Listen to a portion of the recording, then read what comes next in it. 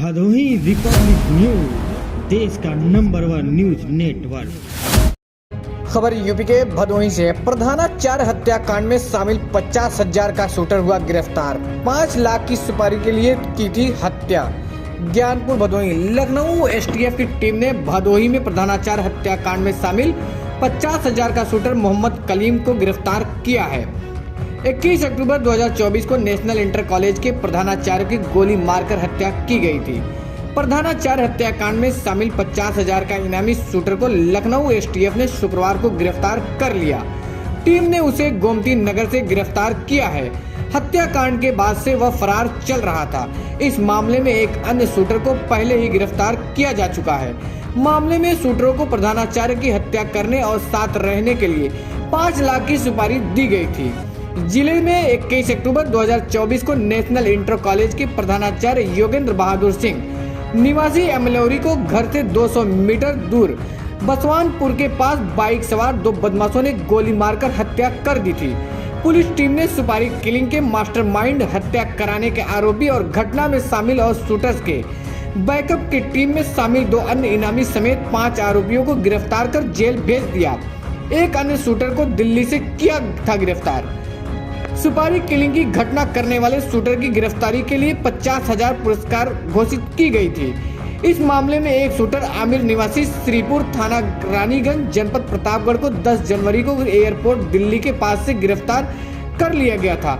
अब एक अन्य शूटर फरमूद निवासी दानीपट्टी प्यारे का पुरवा लीलापुर प्रतापगढ़ को लखनऊ एसटीएफ की टीम ने फनमॉल के निकट गोमती नगर प्रतापगढ़ को गिरफ्तार कर लिया। जनपद भदोही में जो थाना भदोही में बहुत चर्चित प्रिंसिपल हत्याकांड हुआ था 21 अक्टूबर 2024 को, उसमें कुछ गिरफ्तारियां पूर्व में ही हो चुकी हैं। पूरा जो मास्टरमाइंड था उसका और किस तरह उसने सुपारी देकर कुछ लोगों को बुलाया गया था इलाहाबाद प्रतापगढ़ से, उसमें कुछ गिरफ्तारियां पहले ही हुई हैं। और जो पूर्व में हमारे द्वारा गिरफ्तारी की गई थी आमिर की, जो 50,000 रुपये का इनामी था, उसके द्वारा काफ़ी अच्छे इनपुट हमें दिए गए थे इंटरोगेशन में।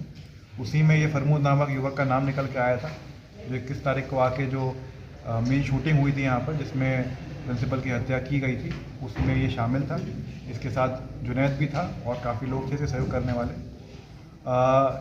इस पे हमने 50,000 रुपये का इनाम करवा दिया था। 50,000 रुपये कराने के बाद जब इसमें हमारी टीम और एसटीएफ की टीम आपस में इंफॉर्मेशन एक्सचेंज कर रही थी, आदान प्रदान कर रही थी, और कल जो हमारी कंबाइंड टीम द्वारा एसटीएफ और हमारी टीम द्वारा कंबाइंड कार्रवाई करते हुए लखनऊ में गोमती नगर में फन रिपब्लिक मॉल है, उसके बाहर से फरमूद को पकड़ा गया। उसके बाद इसको यहाँ पर थाना भदोही में ले जाकर जब इससे पूछताछ की गई और इससे जो घटना प्रयुक्त असला था, जो पिस्टल थी 32 बोर की, वो भी बरामद की गई है कल, और आज हम इसको कोर्ट के सामने पेश कर रहे हैं। क्या इसने बताया आपको कि किस तरह से घटना का अंजाम दिया गया था? जैसे स्टोरी हमारी शुरू से बन रही थी, उसी स्टोरी में भी मतलब कुछ ऐसी चीज़ें थी जो इम्पोर्टेंट इनपुट थे जो उसने बताया हमें, और मोर और लेस हमारा जो हमारी थियोरी थी और जो हमने पूरी तरह से इसमें विवेचना करी है, बिल्कुल सही बिंदुओं पे विवेचना हमारे द्वारा की गई है। और वही तथ्य इसने भी रीस्टेट करे कि इसमें किस तरह से पहले कुछ लोग आते हैं, रैकी करते हैं, उनके द्वारा घटना कारित करने का प्रयास किया जाता है, लेकिन किस तरह वो फेल हो जाते हैं। अगली बार ये और जुनैद जब आते हैं और इनके द्वारा फाइनली घटना कर दी जाती है। अब कुछ लोग भी इसमें हैं कि भी? जी हाँ, इसमें जुनैद जो इसमें मेन आदमी है वो अभी वांछित है। उसको लेकर जोरों शोरों से अभी उसकी तलाश चल रही है, और मेरा मानना है वो भी हमारे बहुत जल्दी हमारे कब्जे में होगा। इस केस से रिलेटेड जेल में कुछ लोग बंद हैं, उनके पास से जेल के अंदर सिम बरामद हुए थे, फ़ोन बरामद हुए थे, उस पर अभी तक क्या हुआ? जी, जैसे आप